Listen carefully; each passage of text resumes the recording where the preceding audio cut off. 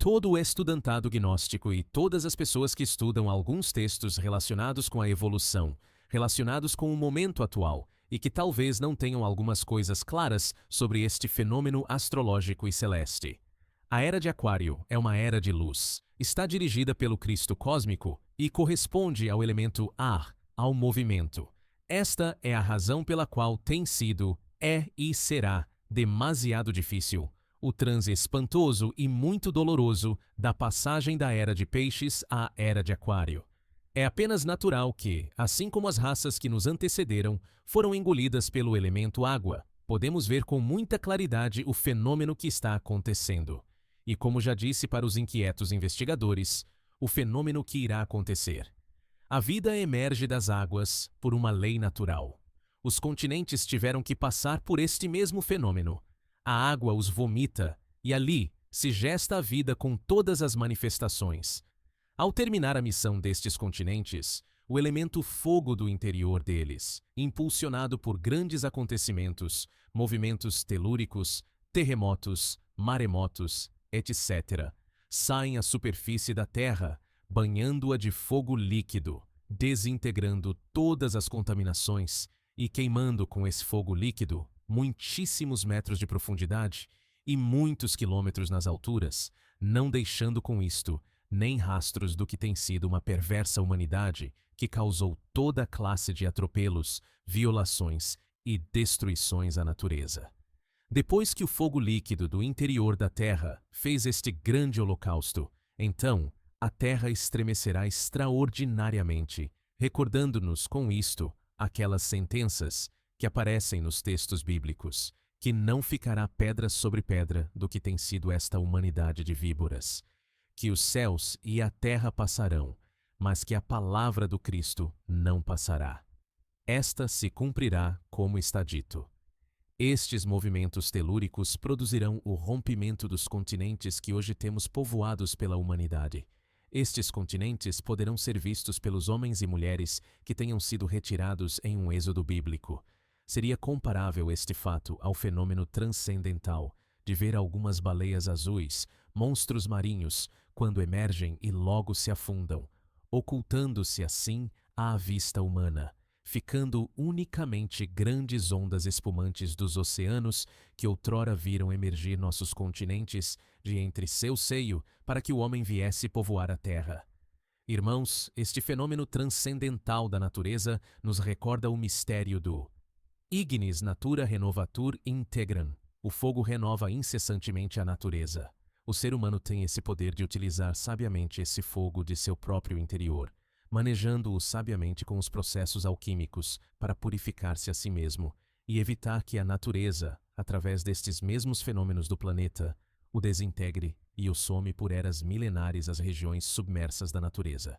Estes continentes que temos habitados serão testemunhas em um tempo não longínquo do que aqui estamos dizendo, e aquelas almas dos escolhidos poderão extasiar-se vendo o fenômeno. Passado este acontecimento extraordinário e dantesco, durará um tempo não muito longo, no qual se produzirão novos acontecimentos arrepiantes e aterradores, e as almas dos escolhidos que ficaram em um lugar seguro, em um meridiano matemático da quarta coordenada, extasiar-se-ão ao ver aparecer o Sol em um oriente diferente ao que hoje temos, assinalando-nos como do fundo destes oceanos, viva representação da vida, emergem novos continentes, dando-nos a entender que o processo da vida em nosso planeta continua, para que na posteridade possa dar abrigo a essa sexta grande raça raiz, que se chamará Corade, cumprindo-se assim aquele desiderato bíblico, que esta humanidade será exterminada pelo fogo. Como já dissemos, essa coisa não é outra senão o fogo líquido do interior da Terra. Claro está que antes de acontecerem estes acontecimentos naturais, o homem já terá produzido aquela grande conflagração atômica, culminação da Terceira Guerra Mundial que terá que haver. Claro está que os homens que vão executar esta guerra nuclear, atômica, em um momento dado, sentir-se-ão os amos e senhores deste afligido mundo. E os vencedores serão condecorados com muitas coroas de louros, com prêmios Nobel da Paz, e dando-lhes o título de próceres em uma guerra de covardes contra indefesas criaturas, que em nenhum momento fizeram oposição a seus sistemas, nem banharam o mundo em sangue. Estes poderosos do crime e da barbárie se derreterão com todos os seus arsenais, ficando somente um ponto negro dentro desse fogo que terá que ser nesse momento mais candente, para que apague até as mais mínimas consequências do ódio, da soberba e do crime destes cientistas perversos, que, como já disse, serão os verdugos que exterminarão até a última criatura inocente desta humanidade. Assim, se cumprirão as frases sábias: a morte dá passo à vida e a vida dá passo à morte. Ao ser a Era de Aquário uma era da luz, dirigida pelo Sephiroth Shokmak e o elemento ar, há que compreender que é de vital importância para toda pessoa que aspire a este ingresso extraordinário e transcendental a engrossar as filas das pessoas que habitarão com corpo físico na Era de Aquário. Há que compreender que, ao ser uma época de luz, não podemos entrar nela com nossas trevas. Para isto, devemos nos dedicar de uma vez por todas a criar a luz em nós, isto é, despertar consciência. Todos os nossos estudantes gnósticos sabem que as trevas em nós não são outra coisa que a viva representação de todos aqueles elementos infra-humanos que em nosso interior carregamos, e que devemos nos dar a tarefa de ir conhecendo-os, compreendendo-os e eliminando-os com as técnicas entregues pelo venerável mestre Samael Aun Weor. Não podemos nos enganar acreditando que vamos ser habitantes da Era de Aquário se continuamos como somos. A luz de Aquário deve ter um encontro transcendental com a luz que tenhamos criado em nós através da superdisciplina gnóstica. Não esqueça, querido irmão, que o mundo está envolvido por um feitiço luciférico que impede que nós possamos nos emancipar sem fazer verdadeiros superesforços. A luz em nós é indispensável para poder visualizar o caminho. A Era de Aquário está dirigida por Shokmak, o Cristo cósmico. O Cristo é a luz. Para que o Cristo cósmico possa nos liberar, é necessário que em nossos corações brilhe a luz de nosso Cristo íntimo. Assim se realizará essa extraordinária simbiose da luz interior e da luz exterior dentro de uma harmonia espiritual. É necessário que nossos irmãos gnósticos se deem a tarefa, desde já, a trabalhar intensamente na obra tratada e dirigida pelo Cristo, para integrar dentro de si as 5 condições fundamentais e essenciais nesta luminosa obra, como são: primeiro, sacrifício desinteressado pela humanidade. Segundo, castidade científica. Terceiro, negação de si mesmo. Quarto, desintegração dos agregados psíquicos. Quinto, e perdão absoluto de todas as ofensas. O Cristo, como é sabido de todos, é uma força extraordinária que preenche todos os vazios que tenhamos em nossa mente, em nossa psique e em nossa consciência, quando por um trabalho bem feito eliminamos os elementos que ali carregávamos. O Cristo, através do éter de vida, enche de alimento e de paz os elementos: terra, água, ar e fogo, para que estes, por sua vez, façam as mutações, enchendo de vida o planeta. Nós necessitamos, através de uma retíssima forma de vida, mudando a forma de sentir, de pensar e de atuar, encher-nos desse éter de vida, para que nossos elementos interiores também façam suas mutações, enchendo-nos de vida, de harmonia e de paz. O elemento ar em nós, que produz grandes convulsões emocionais e mentais, deve ser mutado em pensamentos nobres de altruísmo, de fé e segurança. As emoções devem ser mutadas em momentos de meditação, oração, paz e amor. O elemento terra, que produz em nós inércia, preguiça e má vontade, deve ser mutado em atividade, diligência, trabalho, exercícios físico-esotéricos, enchendo-nos assim de prana, de alegria. O elemento água, que produz em nós estados melancólicos, luxúria, lascívia, deve ser mutado em altruísmo, alegria e inspiração, através dos exercícios prânicos, pranayama e transmutação. O elemento fogo, que produz em nós estados terríveis de ira, soberba, violência, deve ser transmutado em nós através do silêncio, da meditação, da oração, da compreensão em humildade, segurança de si mesmo e amor. Como você vê, querido leitor, a preparação para o ingresso à Era de Aquário tem que estar em concordância com todas as características próprias do Cristo. Como já dissemos, a luz e o movimento são partes autônomas do mesmo Cristo. Seria injusto pensar que nossa obra se pudesse processar dentro dos contextos da inércia, preguiça, má vontade, paixões e raciocínios. O movimento que exerce a Era de Aquário na natureza e em nós, os humanos, nos convida a refletir que é a Era da Intuição.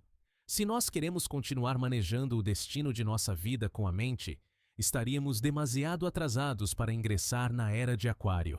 A mente é o centro mais lento de nossa máquina humana. Em sua ordem, segue o centro do movimento. Posteriormente, o centro emocional. Segue-lhe o centro instintivo.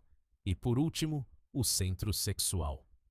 Quiséramos fazer um esclarecimento para melhor compreensão. De cima para baixo, cada centro vai sendo mais rápido. Quer dizer isto? Que o centro sexual é o mais rápido dos demais. Isto tem uma explicação esotérica.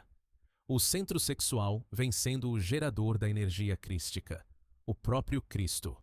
A única faculdade que o ser humano tem, mais rápida que estes 5 centros, está no coração. É a intuição.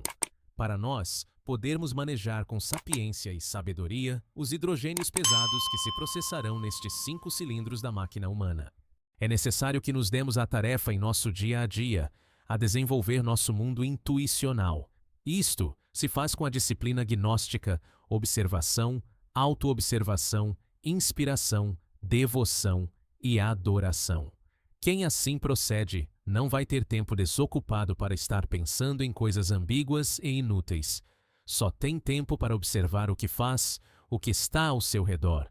Só tem tempo para auto-observar-se. O que pensa, o que sente. Só tem tempo para inspirar-se nas coisas belas da natureza e do Criador. Só tem tempo para ter devoção, fazer oração pedindo por si mesmo, pela humanidade, recebendo o pão da transubstanciação para encher-se de paz e alegria, e nas horas de descanso adorar desde seu coração ao Todo-Poderoso. O tempo é relativo, quando não se sabe aproveitá-lo.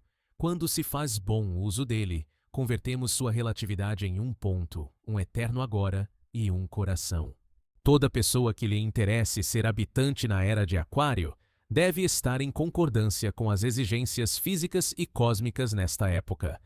Deverá compreender a imensa necessidade que temos de fazer verdadeiras mudanças radicais nos diferentes comportamentos que temos, como são: forma de pensar, forma de sentir, forma de atuar, forma de ser, forma de nos alimentarmos, forma de descansar, forma de trabalhar, forma de ensinar, forma de aprender, etc. Cada um destes aspectos nos chama à profunda reflexão de mudar estas velhas estruturas pelos ensinamentos novas, profundamente revolucionárias da Era de Aquário. Para isto, passaríamos a analisar a forma de pensar. Diríamos que um pensamento, sem um pormenorizado estudo e análise, não se pode opinar nada dele, posto que um pensamento pode vir de determinado elemento subjetivo que nada tem que ver com a obra que estamos realizando. É de vital importância, querido leitor, que uma coisa é o que pensa e muito outra é o pensador. Faremos um esclarecimento disto com a finalidade de encontrar a razão do pensamento. Um pensamento pode ser gerado por 3 classes de forças, como são: 1. Agregado psicológico. 2. Algumas vezes a pessoa que está integrando seu nível de compreensão. 3. E em alguns indivíduos, o ser se expressa com a mente superior. O estudioso praticante dos estudos esotéricos crísticos deverá tornar-se demasiado exigente com sua forma de pensar. Isto é, aquela pessoa que vive pensando qualquer coisa, que não sabe a origem do pensamento, que não sabe que eu o origina, e se acostuma a viver assim, falta-lhe seriedade nestes estudos. Isso é como um professor que tem os alunos e deixa que em classe cada um faça o que lhe venha em mente. Isto é, não serve para educador, falta-lhe seriedade, disciplina e responsabilidade.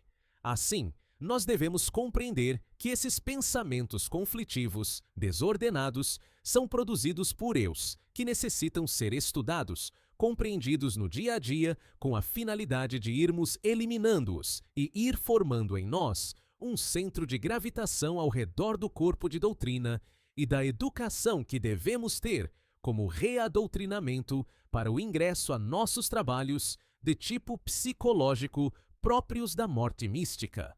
A vida de um estudante gnóstico sério deve se dirigir ordenadamente a ir formando os alicerces necessários que lhe permitam ter um conhecimento global do que são os elementos subjetivos que lhe impedem seu equilíbrio espiritual. A vida do estudante gnóstico deve estar acompanhada da mística, da compreensão, da vontade e do profundo anseio de sua reivindicação com Deus. Assim, se evitaria que os descontentes eus, em determinados momentos, lhe tirem o desejo ou o impulso de realizar uma obra. Cada vez que se produz dentro da psique a morte de um agregado, isto traz à parte física verdadeiros processos de dor, grandes estados emocionais, porque estão se desligando de nós elementos que durante muitos anos nos fizeram companhia. Depois de passados estes estados emocionais, advém a nós momentos de paz e harmonia. Isto é o ingresso a nosso interior de partes autônomas de nosso ser que vão se liberando dos grilhões em que estavam atados pelo determinado elemento subjetivo. O gnóstico que está fazendo esta obra deverá fazer saídas pelo campo, deverá ouvir música clássica seleta, deverá propor-se a fazer obras de caridade, deverá ler as sagradas escrituras, nunca deve faltar aos rituais, correntes. Assim manterá uma harmonia com as forças que o reanimarão e o estimularão para continuar sua viagem. Como é sabido do estudantado gnóstico, quando a pessoa não tem um ordenamento no trabalho que está fazendo, se desubica ante a continuação, isto é, um dia faz um tipo de trabalho, outro dia faz outro, sem levar a sequência para poder encontrar o fruto de cada um dos trabalhos que se propõe realizar. Por exemplo, a meditação. É necessário que todos os dias da vida meditemos pelo menos 1 hora. Isto podemos fazer, se as circunstâncias nos permitem, a qualquer hora do dia.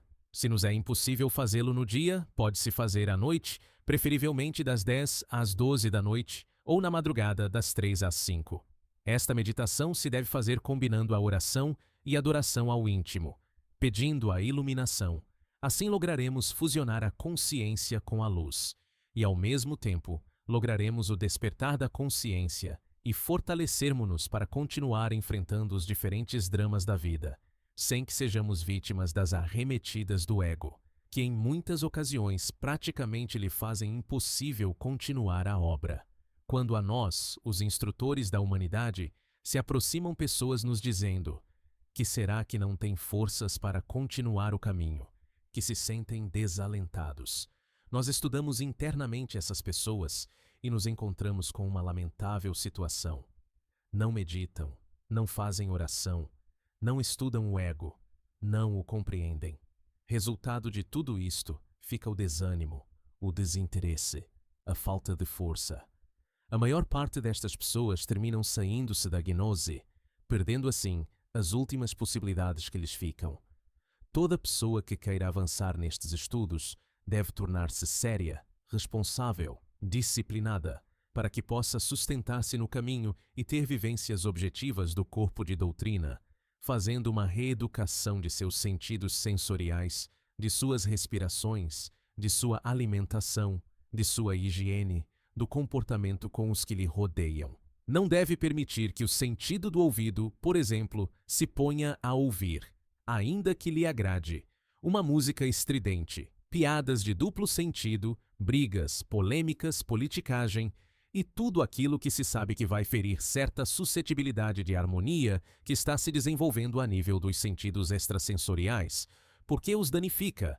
Não deve permitir que o sentido da vista se ponha a ver cenas de barbárie, filmes de guerras, de morbidade, revistas, jornais que mostrem coisas insanas que danificam aquela delicadeza e pureza de nosso centro imaginário e que produz grandes ondulações no lago da mente, que deve estar quieta e serena.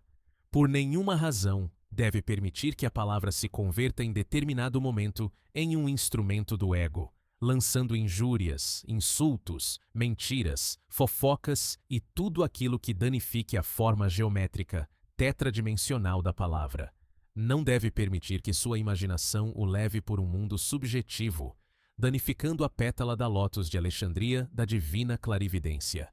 Deve haver uma superdisciplina para que, quando estes fenômenos negativos se apresentem, saber atuar. Querido leitor, as emoções negativas se combatem com a inspiração, os pensamentos negativos se combatem com a inspiração, os instintos negativos se combatem com a inspiração. Isto é, a inspiração é a arma da qual dispomos os estudiosos desta ciência para elevar nosso nível de ser. A inspiração é Deus em nós. Como já dissemos, não é justo nem razoável que uma pessoa que leva uma vida desordenada, que não tem higiene em seu corpo, em sua casa, em seu lar, que não faz higiene mental, que não tem domínio sobre seus instintos e emoções, vá acreditar que pode chegar a ser um inspirado candidato na era de Aquário. Resgatados em um êxodo, compreendam que o corpo físico é o fundamento da alquimia e que só através dos diferentes passos da alquimia podemos nós lograr elevarmos-nos às esferas superiores do conhecimento e da sabedoria. O corpo físico é um corpo planetário que, assim como está composto de átomos, de moléculas e de células, assim também tem em seu interior um sistema solar e, por conseguinte, um zodíaco. É sabido dos estudiosos da ciência gnóstica que os 12 signos do zodíaco têm cada um deles o sal que lhe corresponde e que os planetas de nosso sistema solar têm seus respectivos metais. Cada uma destas substâncias tem que estar presentes em nossa obra, porque de não ser assim, este corpo físico não estaria apto, decaído. Esse corpo não teria os suficientes recursos que necessita para a criação e cristalização dos corpos existenciais do ser. Como sabemos, o corpo se nutre do que pensamos, do que sentimos e do que comemos. Se o que pensamos é negativo, por exemplo, pensamentos de ódio, de cobiça, de medo, de luxúria, de pessimismo, de insegurança, de miséria, etc., esse corpo se carregaria de hidrogênios demasiado densos, tamásicos, que produziriam em nós fracassos no que nos propomos realizar. Se nossos sentimentos estão cheios de ódio, de amor próprio, de orgulho, de cobiça, de inveja, etc., o que podemos esperar que se processe na obra que estamos realizando? Estaríamos frente a um verdadeiro fracasso, porque se estaria realizando em nós um fenômeno de incalculáveis proporções. Seria tanto como se puséssemos 10 vagões de um trem e em cada ponta lhe puséssemos uma máquina, cada uma delas puxando em sentido contrário. Isto é, impossível realizar uma obra objetiva. No que comemos há outro aspecto que é necessário compreendê-lo, porque daí emana o material necessário que o corpo necessita para a elaboração do hidrogênio, esse I12, sêmen. Este sêmen é a energia criadora que vamos utilizar na grande obra. Esta energia está composta por espermatozoides, os quais levam dentro de sua constituição interna os elementos: terra, água, ar, fogo, éter.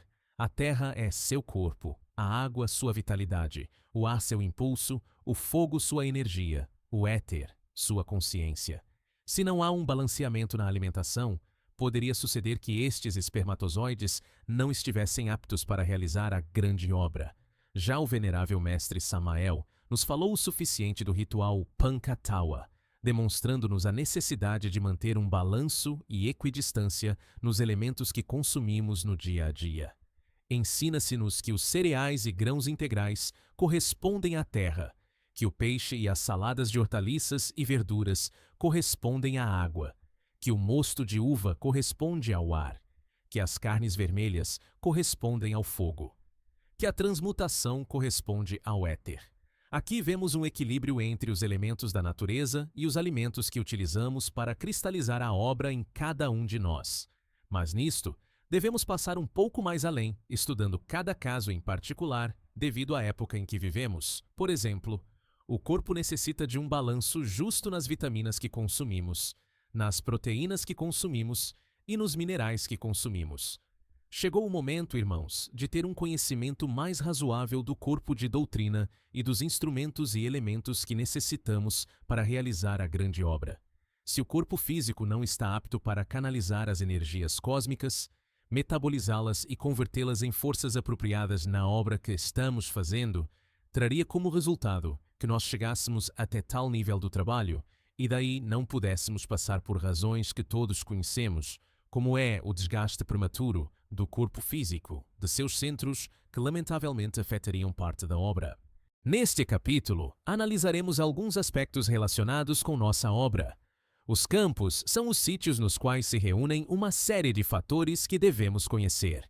A vida urbana se encontra hoje em dia demasiado convulsionada, produzindo nas pessoas estados de estresse, de desgaste físico, de identificação e, como é apenas natural, de esquecimento de si mesmo. Este estresse, todo o mundo sabe que o tem, mas minha pergunta é: como curá-lo? Há muitas pessoas e escolas que dão orientações para desestressar as pessoas. Não negamos que podem haver nisto paliativos, mas o que não pode haver é uma cura total, porque o estresse é uma doença que convulsiona enormemente nossa mente, nosso fundo vital, nosso. Podem ser alívios, mas não cura. O campo tem uma série de recursos naturais, os quais não podemos desaproveitar, como são o ar puro, as caminhadas, os banhos com águas que se deslizam pelas montanhas, as práticas de pranayamas que se devem fazer ali, as práticas de enterrar-se a pessoa na terra. Estas práticas têm múltiplos benefícios para a nossa saúde, já que o elemento terra, ao entrar em contato com o nosso corpo, desloca uma energia bioeletromagnética passando por todos os nossos tecidos, sistema neuromuscular, sistema sanguíneo, circulatório, eliminando destes todo tipo de fluido que vai se formando no dia a dia em nosso organismo pelas tensões e a contaminação. Esta energia da Terra, ao passar por nosso corpo, o revitaliza, permitindo, como já dissemos, a eliminação psíquica, mental e emocional de certos estados estressantes da vida diária. As águas dos rios, das cascatas, ao golpear o corpo, o envolvem em uma energia vital que elimina da aura todos aqueles elementos nocivos e mórbidos que se recolhem nos sítios malsãos, convulsionados. Os banhos de plantas aromáticas produzem no corpo físico e fundo vital uma melhor harmonia para restabelecer as forças perdidas, dando como resultado que o corpo astral ou corpo protoplasmático tenha uma melhor ação em nosso sistema circulatório, neuromuscular e cérebro-espinhal, e por conseguinte, mais luz, mais expressos movimentos internos e, ao mesmo tempo, o corpo protoplasmático ou corpo astral ter uma melhor correlação com o corpo molecular, corpo mental, formando entre todos eles uma harmonia musical que nos levaria ao encontro com aquele discernimento interno, fundamento essencial para o despertar da consciência nos mundos superiores.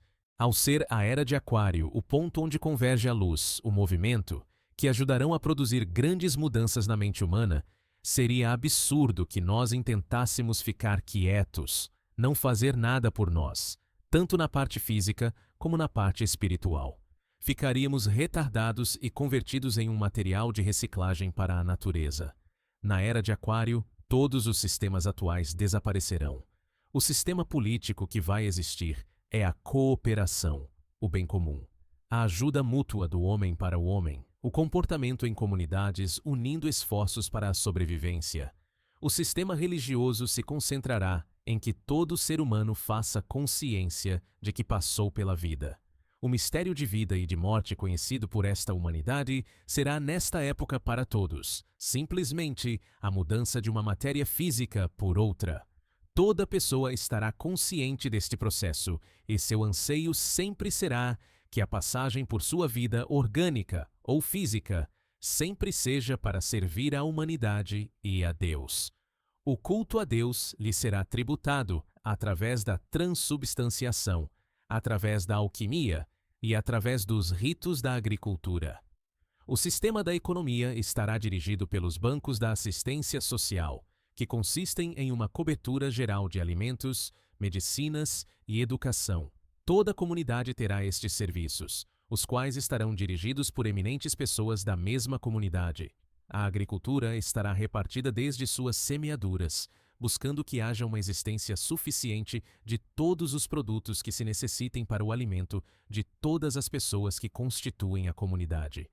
Os centros de assistência de salubridade estarão devidamente dotados do pessoal necessário e preparados para dar a assistência a todas as pessoas que necessitam tratamento de saúde. Em nenhum momento, os bancos de assistência social descuidarão de nenhuma pessoa, dando assim cumprimento a este mandato da cooperação. Os sistemas educativos começarão a funcionar em toda pessoa, informando-o dos processos que deve viver nas diferentes etapas de sua vida. Toda pessoa a quem chegue o momento de formar um lar receberá uma ampla educação sobre o comportamento que deve ter, mental, anímico e psicológico frente a seu par. Esta educação lhe vai permitir dirigir o conúbio matrimonial, e os grandes gurus lhe informarão quando já lhe seja permitido ter um filho. Esse casal, no momento de receber a ordem, será preparado física e internamente para tal missão. Quando a criatura nasce, a deixarão um espaço de tempo, onde a mãe lhe dá seu amor, lhe dá sua força e harmonia à criatura. Aos 210 dias, essa criança começará a receber uma educação que consiste em trabalhos com a natureza, feitos por um sacerdote mago, que o apresentará ante os deuses de cada um dos elementos, para que eles o assistam em todo o desenvolvimento de suas faculdades e de seu crescimento.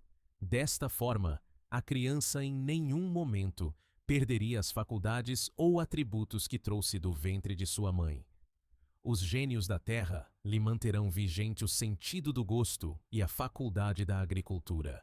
Os gênios da água lhe manterão vigente e em atividade o sentido do olfato e a faculdade da pesca, da alquimia. Os gênios do ar lhe manterão em vigência o sentido do ouvido e a faculdade de ensinar e de aprender. Os gênios do fogo lhe manterão em atividade o sentido da vista, da contemplação. Os gênios do éter lhe manterão vigente o sentido do tato e a faculdade da adoração. Assim, aqueles homens e mulheres se levantarão trazendo em seu interior as faculdades próprias do espírito, dadas pelos gênios da natureza como testemunho dos homens, reis da natureza. Assim, estas crianças não perderiam a intuição, elemento terra, a emoção superior, elemento água, a mente superior, elemento fogo, a imaginação, elemento ar, clarividência. A presença destas faculdades mantém o homem em uma constante contemplação interna, elemento éter. Em nenhum momento na era de Aquário iremos ver pessoas arrastando costumes ambíguos e degenerados da era de Peixes. Portanto, é necessário que, desde já, vamos rompendo com todos esses nexos que temos com os sistemas atuais e vamos formando uma rica vida interior, que vamos nos acostumando ao campo, tendo, como já se disse, uma educação na forma de nos alimentarmos, que vamos formando disciplina nas horas do sono ou de descanso, que vamos formando uma disciplina em cada um dos sentidos sensoriais e, assim, ter uma formação equilibrada para responder às exigências que se nos fazem nos campos da paz, onde um povo escolhido se extasiará ouvindo os sábios ensinamentos dos santos gurus, dos mestres da branca fraternidade, que nestes momentos lutam pela salvação da humanidade. No amanhecer de um dia primaveril, contemplando o colorido das flores e o orvalho aderido às folhas, as folhas esperando o sol com seu aumentado vigor, o orvalho em espera de sua evaporação, as flores brindando um espetáculo ao campo, e as pequenas gotas esperando elevar-se para converter-se em gotas de uma posterior chuva. Eu me dizia, estas gotinhas de água se evaporam com a saída do sol. Estas flores aumentam sua cor. Meu organismo se aviva para começar minha labuta. Mas, que dor! Passa o dia e chega a noite, e não vejo que a obra do sol geste criaturas para engrandecer e enaltecer este mundo. Talvez o contrário. Cada dia se murcham as ilusões ao retroceder a esperança humana.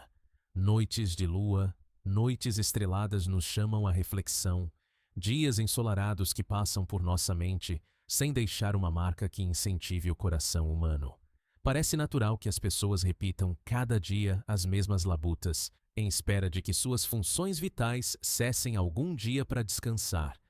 Funções biológicas que em nada enaltecem o espírito, senão o contrário, avilta o homem, arrastando-o por uma degradação humana até convertê-lo em um organismo inerte, morto e decomposto, digno de dizer ao mundo: aí te deixo o que fiz, aí te deixo o que fui, nada levo comigo. O mais triste é que, para apresentar-se ante o Ser Supremo, não tem obras dignificantes que, através dos esforços e trabalhos conscientes, tenha feito para poder dizer: Deus meu, cessaram minhas funções vitais, ao mundo lhe deixei o que lhe correspondia, e a ti te trago teus frutos. Um homem solar. Os dias passam, as noites passam, o homem real não passa. Ele fica testemunhando que, ao filho do homem, a morte não o arrasa, porque sempre se manterá ativo e arrogante, umas vezes com funções orgânicas vigentes, outras vezes com funções espirituais inorgânicas. Assim, querido leitor, é necessário cantar às estrelas preces de amor, em recompensa pelo colorido que nos dão. É necessário ajoelharmos-nos ante o sol, dando-lhe graças pela luz e pelo calor que nos brinda. É necessário rimar-lhe nossas estrofes de melodiosas canções aos campos, demonstrando-lhes que somos parte deles. É necessário que de nosso inspirado coração saiam os mais nobres sentimentos de gratidão e amor para aqueles deuses inefáveis que até nós chegaram a ensinar-nos. É necessário que nós lancemos ao espaço suspiros cheios de harmonia e de graça, para que se pousem nos doloridos corações de uma pobre humanidade, que, arrastados por um ódio fratricida, sem Deus e sem graça, lançam-se à sua própria destruição. Teve a coragem de se opor ao ataque de um mundo corrupto que destruiu todas as possibilidades de redenção humana.